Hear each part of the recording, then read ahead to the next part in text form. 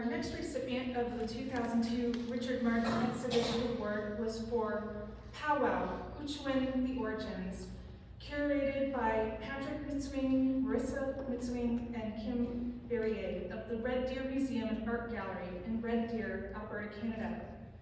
Kim Verrier is the exhibitions coordinator at the Red Deer Museum and Art Gallery, which is a community museum in central Alberta. What started as a passion for museums and Western Canadian social history has grown to include community engagement and storytelling. She has a BA in History from the University of Calgary and Cultural Resource Management Certificate from the University of Alberta. A lifelong learner, she considers herself a museum generalist as she has spent her career in exhibitions, collections, public programming, and volunteer coordination. Since the fall of 2018, Kim has been increasingly immersed in the world of powwow in central Alberta. She is a committee member for Powwow Times Red Deer International Powwow and a volunteer at the Ohcኢና CB Powwow. Patrick Mitsuing, a world champion powwow dancer, artist and motivational speaker, and curator for the exhibit, is originally from Ohcኢና First Nation in Loon Lake, Saskatchewan, and now lives in Sylvan Lake, Alberta. Marrisa Mitsuing, a champion powwow dancer and artist, is Cree from the Saulteaux First Nations in northern Saskatchewan. She now lives in Sylvan Lake, Alberta.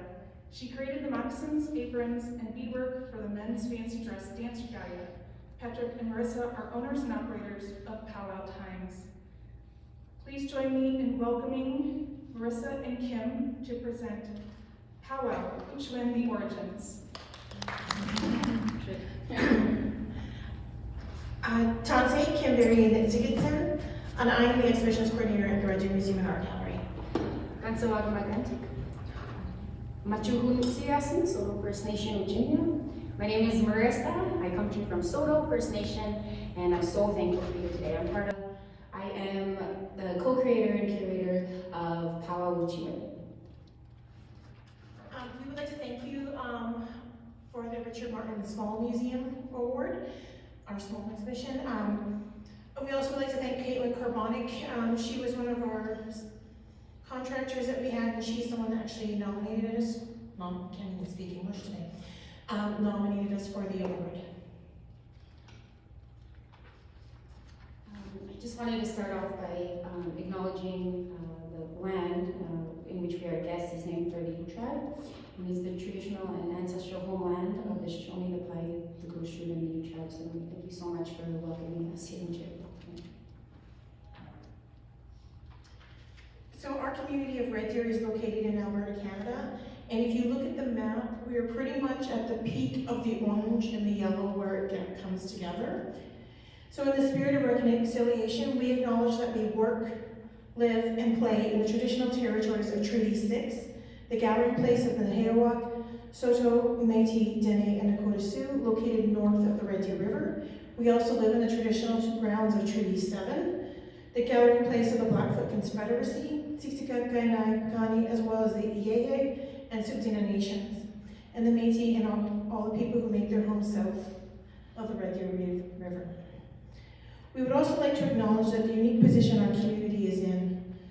There are no reservations in our county or directly next to our city. For example, if you look south to Calgary, you will notice that the city of Calgary is surrounded by reserves, and the same goes to Edmonton to the north. You will notice that it is mainly Blackfoot to the south and Cree to the north.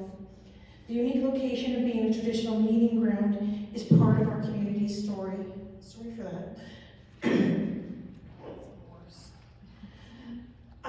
Our community has an urban Aboriginal population, one that doesn't come, one in which people come from away. I state this as important to note to make, as we hadn't had this on our radar when we started planning this exhibition. In our community, it is not unusual to have Indigenous leaders from other territories, whether you be Haida Gwaii, Anishinaabe, Six Nations, Inuit. If you do the work, it does not matter where you are from. Why this is important for us to note at the start of this presentation is that when we made this exhibition traveling, it became apparent that not all regions or territories had the intertribalness that our community has. To that end, this exhibition that we created has 17 indigenous nations represented within it. Oh, sorry. I can start. Today our goals for the conversation is to talk about truth and reconciliation. Does everyone know what truth and reconciliation is? Yeah, maybe. Creating Regalia. And for us, the clothing that you see that were created for this exhibition we call Regalia. And then collecting and handling contemporary Indigenous collections and building and maintaining relationships. And it's important that when you're working with Indigenous communities or organizations and people, that you use the proper terminology. The reason why we call it regalia and not a costume is because when I put on my gear, my traditional gear, and when I'm in the essence of what those pieces mean, I'm not pretending to be something. I'm a Cree person, or I am a traditional person. I'm not pretending to be something the way that, on Halloween we might dress up as a firefighter or, a doctor, whatever, is that those words, they have an impact.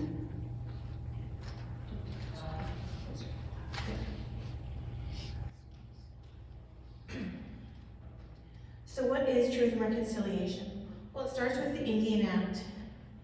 We're speaking of the Canadian government here, of course. So established in 1876, the Indian Act is the principal statute through which the federal government administers Indian status, local First Nations governments, and the management of reserved land and communal monies. It put Indigenous peoples on reserves, restricted their movements, took away their ceremonies, regulated health care and food supplies, and ripped children away from families and communities and sent them to the Indian residential school system. The Indian residential school system operated from 1880s to 1996. The Canadian government developed a policy of aggressive assimilation, calling for Aboriginal children to be taught at church-run, government-funded residential schools. The government felt children were easier to mold than adults, and the concept of a boarding school was the best way to prepare them for life in mainstream society. Canada's first Prime Minister, Sir John A. Macdonald, was a strong proponent of the system when he said, "When the school is on the reserve, the child lives with his parents who were savages. He is surrounded by savages, and though he may learn to read and write, his habits and training and motive thoughts are Indian. He is simply a savage who can read and write." He said this in the House of Commons in 1883.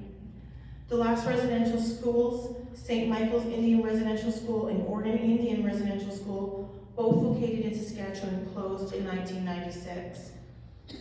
From 2007 to 2015, the Truth and Reconciliation Commission provided those who were directly or indirectly affected by the legacy of the Indian residential school system with the opportunity to share and tell their experiences.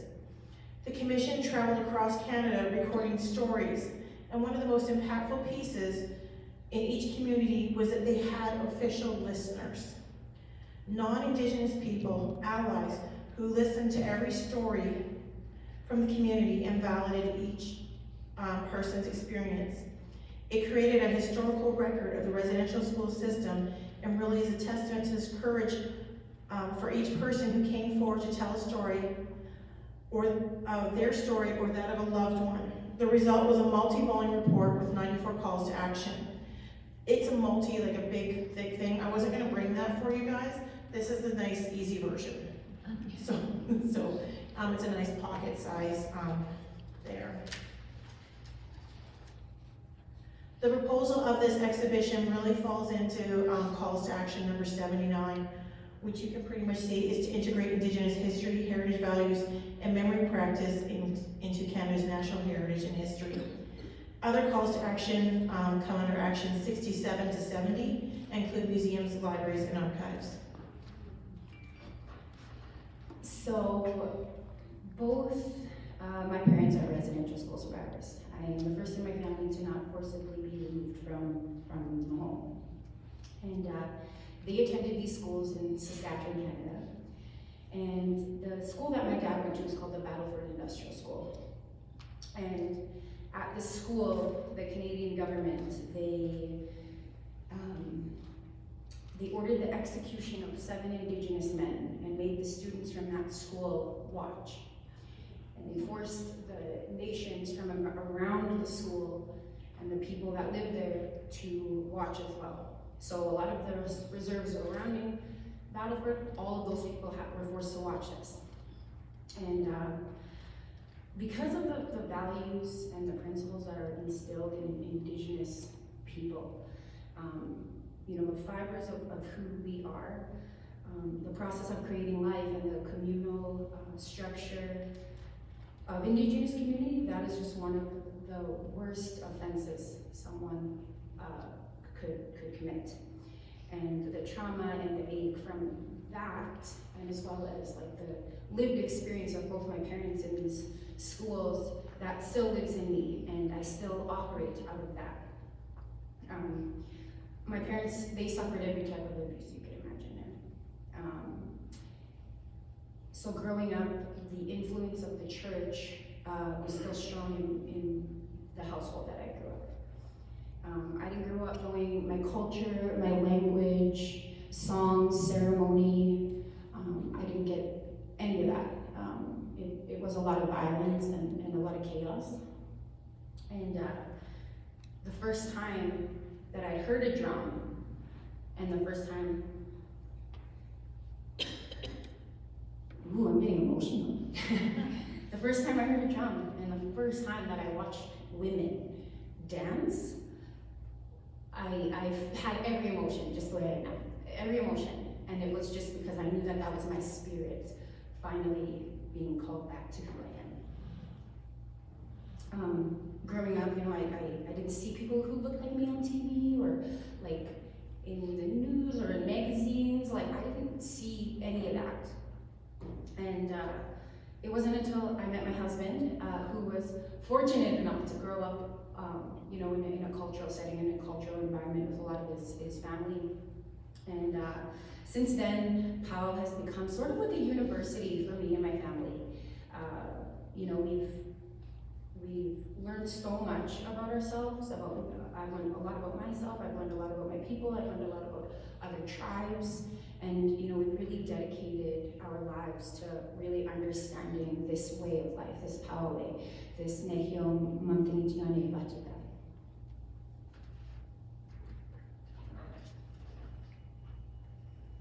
So just to saturate to yourselves within our community, Red Deer's Indian Industrial School was opened from 1893 to 1919 and was run by the Methodist Church, which is now the United Church of Canada.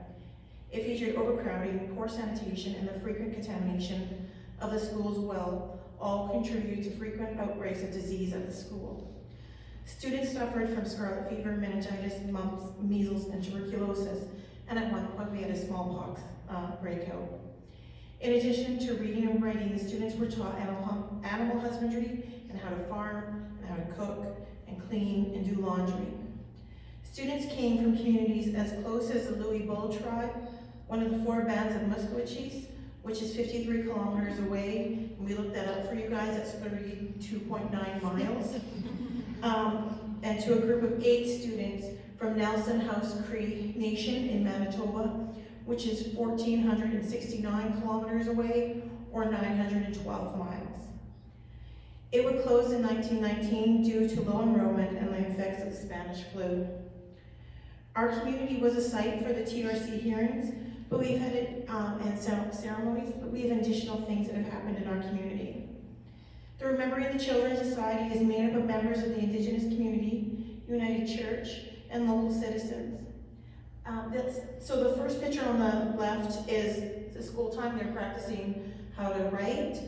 And then the one on the far side is the Remembering the Children Society and Government of Alberta archaeologists at a grave site. So our school did have a graveyard.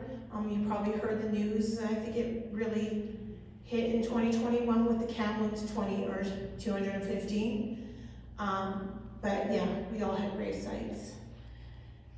The goal of Remembering the Children's Society is to find the children and to and name the children and to see who was there. In that graveyard, there are 4 wooden remaining markers, and those markers were brought down to our museum in 2011. Our museum does not own the markers, but we hold them in safekeeping for the community. The society has also bought back the graveyard at the school from the family who currently farms on the school's land. By 2018, our museum has held a number of Indigenous-based exhibitions that spoke to tough topics such as missing and murdered Indigenous women, with Walking with Our Sisters, and the residential school experience with the Witness Blanket by artist Carrie Newman. Much of what is done around the TRC tells a story of loss, abuse, and trauma. When the Mitsuings, Patrick and Marrisa, made their proposal, it blew us out of the water, and their goal for the exhibition focused on showing celebration, positive spirit, resilience, and strength.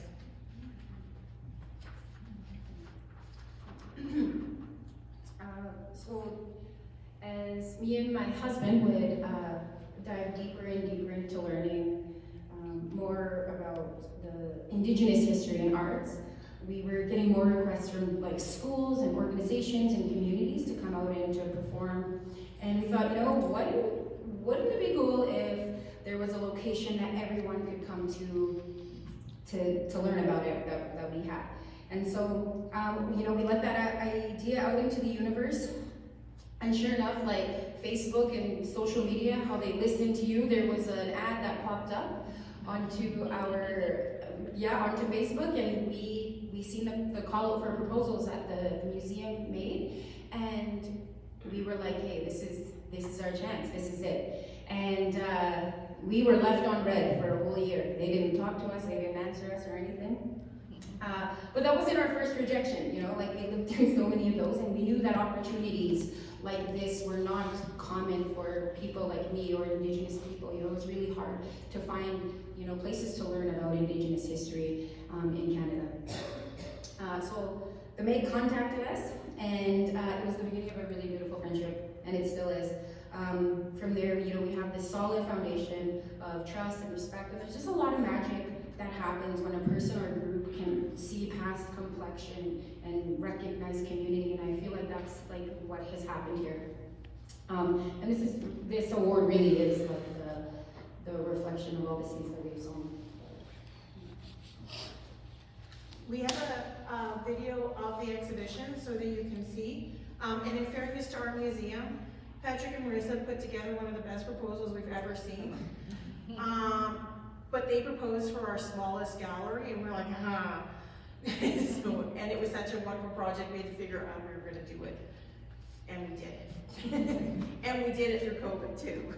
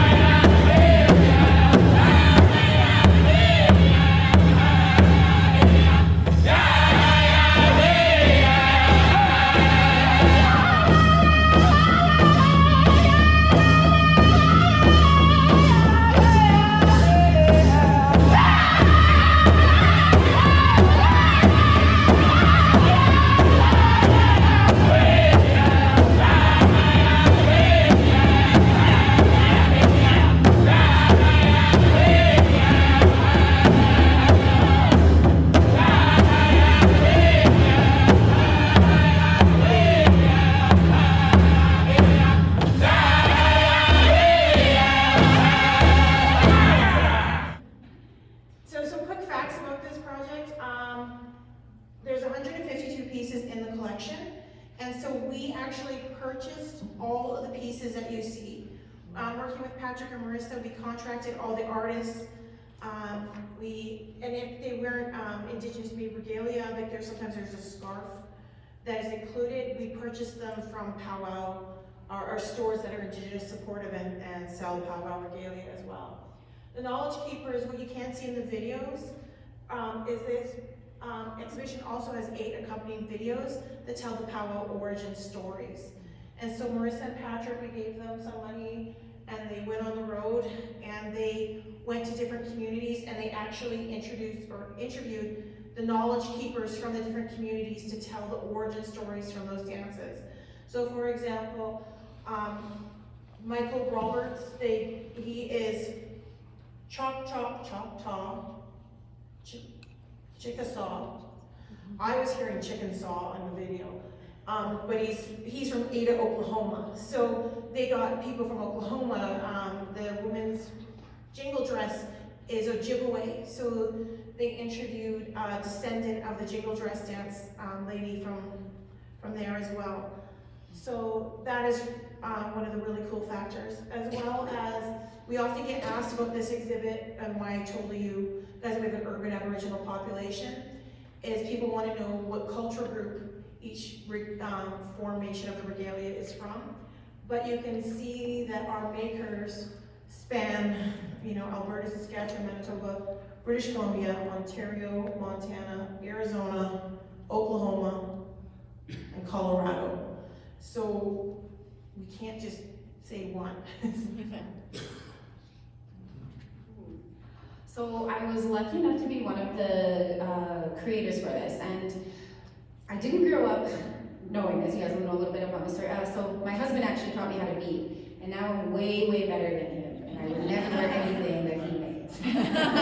So part of this creative process was learning about my roots, right? Where do I come from? What are my sources of inspiration? And so me as a Cree woman, and where I grew up in the plains, so I'm not sure if anyone has been to Saskatchewan, but it is, they say you can see your dog running away for 3 days.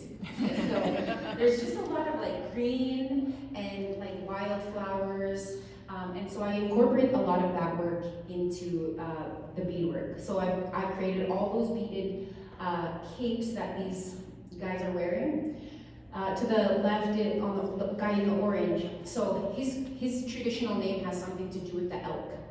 So I beaded the elk onto his cape so that when he's out and he's performing, that is who he is, the essence of who he is, his spirit name, the tribe that he comes from.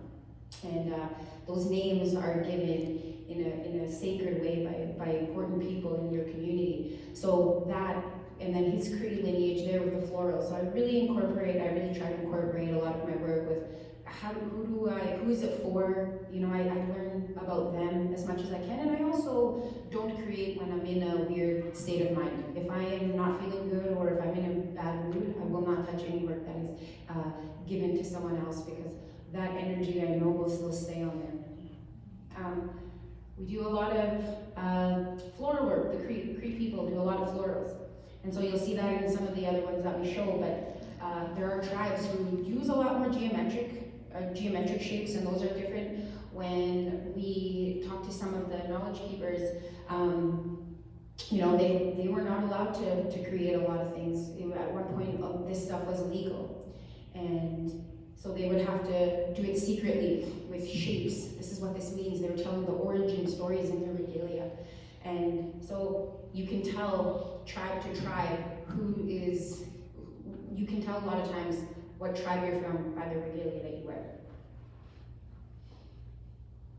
So this men's fancy dance originates in Oklahoma. And the story is that 2 tribes were fighting, and they decided to make a peace agreement with each other. And they swapped songs for horses. And when these songs were sung, these horses started to move. And this dance here is the spirit of the horse. So you can see the furs on the leg, mimicking a horse. The top and the cape there, that's a horse mask. And we used to even decorate, we bead and make our horses look beautiful as well. The cape is a horse mask. And the roach, the feather the roach on the head, that is porcupine and deer. For a long time, the Canadian government implemented a thing called the pass system. And the pass system was a way to keep Indigenous people in certain parts of land. So in order for me to leave the reserve, it was kind of like writing a grant, you know, you have to write like every detail, where you're going, what you're taking, who you're going with, when you're coming back, what you plan on doing. It was like that. You had to, and then the agent could either say yes or no. And so we had to, on the land that we were given, everything had to come from there. So the dresses that we wear, a lot of those are hide, made of hide from the animals that were in the area. This like perfect right here. The hide, that's what we'd have to make our clothes from. The quill breastplate over her hang, that's quills. Those are from the porcupine, and they're dyed. We had to make clothes with everything that the land had given us. It wasn't until later that when we would trade different things like medicine and hides and things like that to get cloth so that women could wear, like what I'm wearing right now, what my ribbon skirt is now, we were able to trade that way. And so the hide eventually goes to the skirt through trades of medicine and things like that.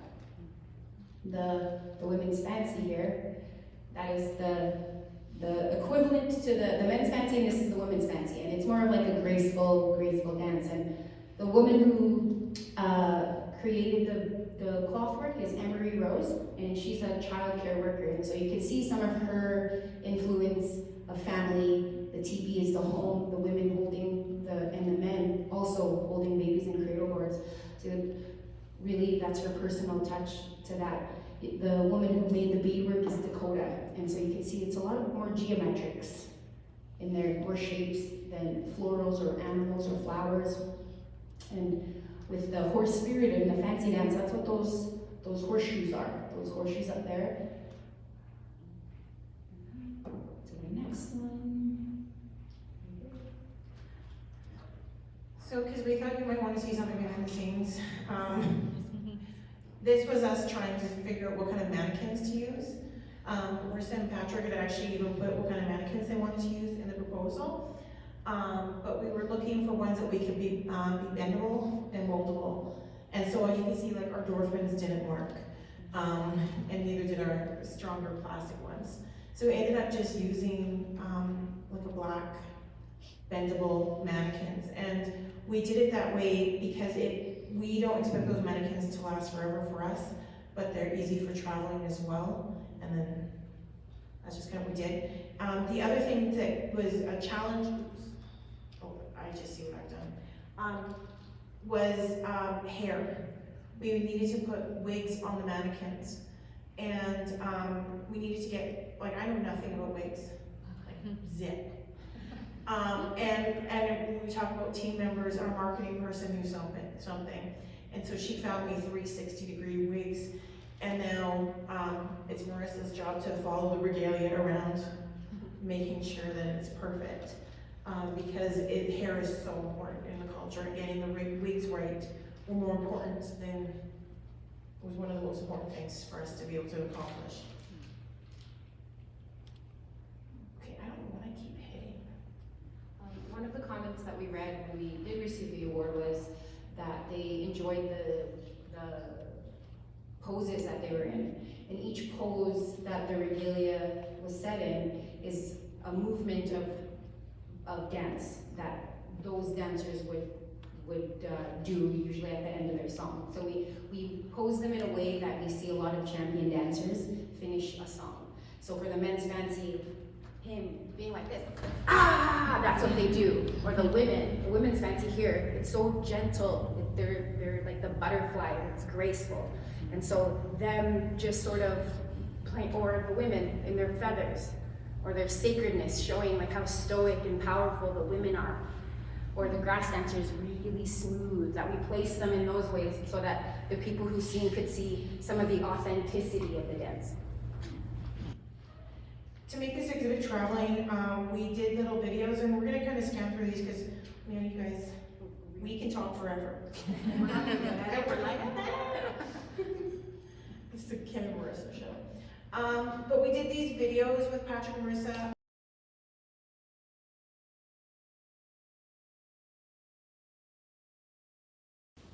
All right, welcome to the ladies' fancy description video. We're gonna go over the items that you'll be getting with this package here.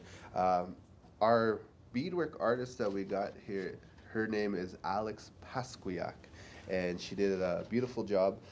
She created these moccasins here that you're gonna be getting, a pair of moccasins, and also a pair of leggings. So there'll be 2 of these. You will get tape.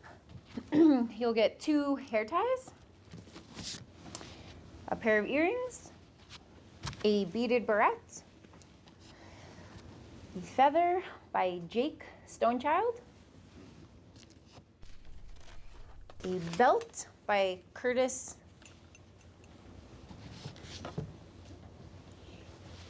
and the clothwork is by Emery Assiniboine, and the mannequin will already have the dress that matches this shawl. And these are the things that you'll receive in the women's fancy package. So we have these for everything and every piece that we put together. And this is a resource for us as staff in the future to learn and know how to put the regalia together, as well as get the proper pronunciation of names for each of the artists. We also made like cheat sheets where it tells us all the regalia piece names, because this was more my concern than Patrick's concern, was caring for modern regalia. But one of the things that we've had to come to terms with and how we think about modern regalia is we have learned how to care for the regalia based on conversations that we've had with dancers. So how do you wrap a head roach? We learned how to wrap a head roach. One of the things that became important to us and what we noticed, if you noticed when you saw the exhibit, do you know those circles on the ground? Mm-hmm. Those are supposed to be our don't walk on the grass barriers, because everyone wants to, like, they go up and touch. One of the sweetest things, we actually brought it to a powwow. A kid went up and hugged one of the dancers. It was so sweet. But on the end of the men's fancy bustle, there were long, dangly pieces of plastic strips. And I was like, how am I going to preserve those? And at this point in time, the answer is it's okay to replace them when they need to be replaced. Because regalia, you look your best. Like there was that conversation this morning about the church wear dresses. Again, you want to look your best. It's not as important for us to have the same plastic that we had in 2020. We can keep a bundle of that, but we want to make sure that we have the regalia looking their best. He's just used a cardboard tube there. We're upping them to like plastic or conservation. I think we actually wrapped some of those in Mylar in the end. But he's going to show you where he kind of drops the top of the roach on top of there, and then wraps it. Nice and round. And only the men wear the roaches. Only the men dancers wear these guys. And the reason is during war, when they were to go into battle, they wanted to look bigger. They wanted to look bigger to intimidate their enemy. So they would wear these roaches on their head to look a little bit bigger. Whatever you're using, sometimes people will wrap the newspapers too. And just kind of. So he will literally use a tension bandage and wrap all the way down and around, and that will. We're not really good with microphones either, you can tell. But that will keep that tension. And what we ended up having to do was, well, every 2 weeks we took the headpieces off all the men and we would wrap it for the weekend, just so it would go back to form, because the form needs to be like this and not like this. So you kind of had to keep that. The other thing is, these are porcupine fur and deer fur, I think. Not fur, porcupine underquill parts. It's okay to put a little bit of damp water and just to kind of give them a little life with those. And so you can see he's wrapping, and he's literally just going to wrap it with a tension bandage. And then that's how they transport that one. I have this one is unlacing a bustle. This bustle video that he did for us originally is how to lace and make it like that, because you can store this like round. You don't have to store it full bustle. I will tell you, me and Anahee tied them once. I think Patrick had to come back and do it. Marissa's husband, Patrick, and their sons are like, whew, and it's so fast. But you can just see it's a process. And so traditionally these were all eagle feathers. So now in the more contemporary style, those are made out of turkey spikes and turkey feathers. So all those are dyed feathers. And we use a lot of animals. So traditionally they would have been just eagle feathers with horsehair attached instead of the plastic flagging tape. They had horsehair that was. The last thing I want to talk about is building and maintaining relationships. We've worked with this team now, a group of us, for about 5 years. And one of the best things about it is everybody had trust in each other throughout this entire process. Another thing that we tried to make sure we did is that we ensured that credit was given wherever we could. There were times when we had government officials, so the lady in the face mask she was the Minister of Culture and Women. That was a department in Alberta. And Leela Ahir, and when Leela Ahir came to visit, we made sure that Patrick and Marrisa were also on site to be able to talk about this. That relationship, also in the top left, you can see a group of powwow planners, and some of those people on that powwow committee have been involved in our museum on and off since we had Walking with Our Sisters and then before. And Walking with Our Sisters was in 2015. So one of the things is it's long-term relationship building. So we had, I'm gonna say we, the royal we, there was this nice idea that we were gonna have to go along with the powwow so who's like a programmer in the room? Who wants to have a heart attack? So our idea was that we were just gonna have a nice little demonstration powwow beside the museum, and then you would see a few dances and that was how it would go, because we have a little bit of green space. Not these guys. Patrick and Marrisa decided that we're gonna plan our first Red Deer International powwow during COVID, during Alberta regulations for masking and everything. We had people coming in. The borders were a little bit more open at that time. We had people coming in from Tennessee, asking like, we're coming on our way. But we rented the biggest rental facility hall you could in Red Deer. And this is at our Westerner, which is like our, I don't know, it's our Westerner. We had, over that weekend, we had 3,000 people come through. Patrick and Marrisa, this was their baby, and I got to be the volunteer coordinator. That means that I get to mop a lot. It's very glamorous. But then because we thought, well, that worked well. Last year they decided to rent the arena. I think we had like 8,000 people through. It's a 3D event. We have kids' youth programming all day. Our marketing person helps to do the marketing for this. We help to get the volunteers, help to run the education programs. But it's such an amazing community event and experience. And a lot of our staff who got passionate about powwow because of the exhibition are now passionate about powwow and volunteering within the community and doing powwow. Okay. Sorry. This is just to acknowledge our artisans. This is our list of them. We won't read everybody. And then thank you.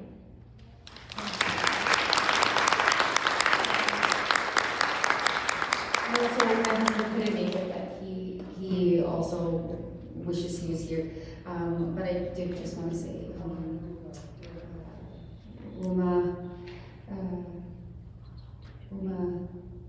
Gamimo, Richard S. Martin.